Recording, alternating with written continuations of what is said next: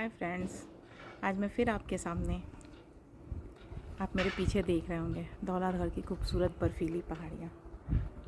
हिमालय के एक सुंदर दृश्य को देखकर मुझे एक बहुत ही सुंदर कहानी आप लोगों के लिए लाने का मन किया। वो कहानी जिसने भारतवर्ष में कुरु राज की स्थापना की, अशोक के बैकर की 10 किंग्स, जिसका हिंदी अनुवाद है 10 राजन। इस कहानी का वर्णन ऋग्वेद में है। महाभारत के बारे में तो हम सभी जानते हैं। महाभारत का युद्ध तो हमको लगता है सभी को पता है, बहुत भीषण युद्ध था। लेकिन ऋग्वेद में एक और भीषण युद्ध का वर्णन है, 10 राजाओं का। तुत्सु वंश के कबीले के राजा सुदाशु के ऊपर आक्रमण का 10 अलग अलग कबीलों ने एक साथ मिलकर के राजा सुदाशु पे आक्रमण किया। उनके समृद्ध क्षेत्र के लिए, वो समृद्ध क्षेत्र जो आज के समय में पंजाब का एरिया है, 5 नदियों का देश। राजा सुदाशु एक अकेला कबीला था जो एक तरफ था, और बाकी 10 कबीले एक साथ 60,000 से अधिक सेनाएं लेकर के उनके ऊपर आक्रमण करते हैं। इसका परिणाम निश्चित था। इस युद्ध का सभी को पता था कि एक कबीला हारी जाएगा, सभी को परिणाम पूर्ण सुनिश्चित था। लेकिन राजा सुदाशु ने युद्ध करने का फैसला किया। गुरु वशिष्ठ के आशीर्वाद से उन्होंने सोचा कि बिना लड़े मैं हार नहीं मानूंगा। फिर उन्होंने अपने क्षेत्रफल, अपने एरिया और अपने सारे भौगोलिक परिवेश को अपने युद्ध में बखूबी इस्तेमाल किया। इस युद्ध में उन्होंने हर तरह से लड़ाई की। अपने भौगोलिक परिवेश को भी युद्ध का हथियार बनाया, अपने मौसम को युद्ध का हथियार बनाया, अपने जज्बे को युद्ध का हथियार बनाया। उनकी छोटी सी सेना ने अपने जज्बे, अपने युद्ध कौशल, अपनी सोच, अपने दृढ़ विश्वास के साथ युद्ध के परिणाम को बदल दिया। 10 कबीलों की सेना को उन्होंने परास्त कर दिया।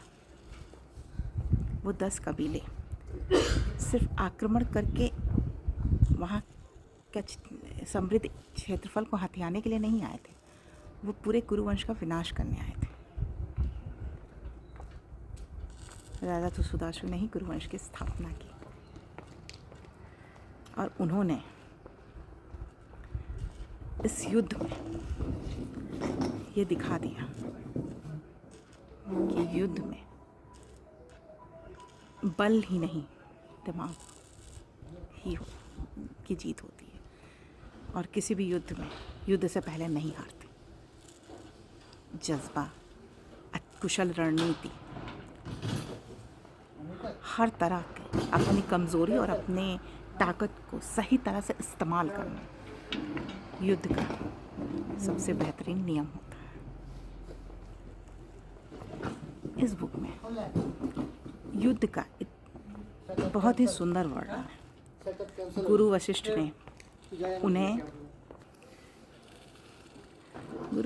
ने उन्हें न सिर्फ भौगोलिक क्षेत्रफल का ज्ञान दिया, उन्हें मौसम के ज्ञान का भी पूरा अंदाजा किया। इस युद्ध में राजा सुदाशु ने मौसम का भी इस्तेमाल किया। उन्हें पता था कब क्या होने वाला है, और इस तरह इस युद्ध को जीतकर भारतवर्ष को भौगोलिक परिवेश को बदल दिया और कुरुवंश की स्थापना की। काफ़ी भीषण था ये युद्ध। इतना बेहतरीन वर्णन है युद्ध का, उस जज्बे का, उस सोच का, उस दृढ़ विश्वास का, उस पराक्रम का, जो 60,000 से अधिक सेनाओं के सामने भी डिगा नहीं।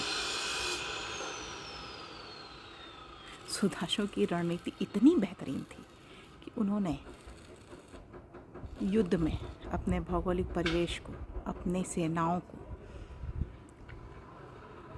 यहाँ तक कि जानवरों का, मौसम का, फसल का, नदी का, हर एक चीज़ का बहुत ही अच्छी तरह से इस्तेमाल किया।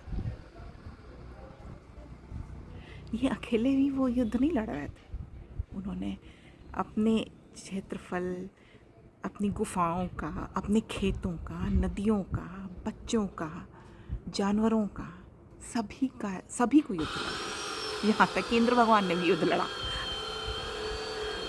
इतना बेहतरीन वर्णन ऋग्वेद में है। उसके 7वें अध्याय के, मैं भूल रही हूँ, 7वें मंडल में शायद इसका वर्णन है। एक बहुत ही विनाशकारी और विभत्स युद्ध का। और अशोक के बैकर ने बहुत ही बेहतरीन तरीके से लिखा है। मुझे पता है हिंदी एक्चुअली अनुवादिक को पढ़ने का हर किसी को पसंद नहीं होता है, लेकिन जो हिंदी में ज़्यादा कंफर्टेबल है उनके लिए यह बेहतरीन बुक है। आप ज़रूर पढ़िए। महाभारत के युद्ध को तो हम सभी जानते हैं, लेकिन ये युद्ध जिसका वर्णन ऋग्वेद में है, ये युद्ध हम उस वक्त के बारे में बताता है कि जब हमारा पंच कबीला जो था, पंचदेव नदियों का, रावी और व्यास के बीच का जो पंच प्रदेश पंजाब, आज का पंजाब है, उस कबीले के जो सहयोगी थे वो हम पे आक्रमण करते हैं। उन सहयोगियों का जिक्र है अफ़गानिस्तान, सीरिया, कुछ यूरोप। जो जिक्र है वो उस तरह से है कि शायद उधर के ही होंगे। वो 10 कबीले मिल के हमारे इस समृद्ध प्रदेश को हड़पना चाहते हैं। लेकिन राजा सुदाशु, जिन्होंने कुरुवंश की स्थापना की, वो न ही युद्ध लड़ते हैं बल्कि जीतते भी हैं। बहुत ही बेहतरीन किताब है, ज़रूर पढ़िएगा। दश राजन।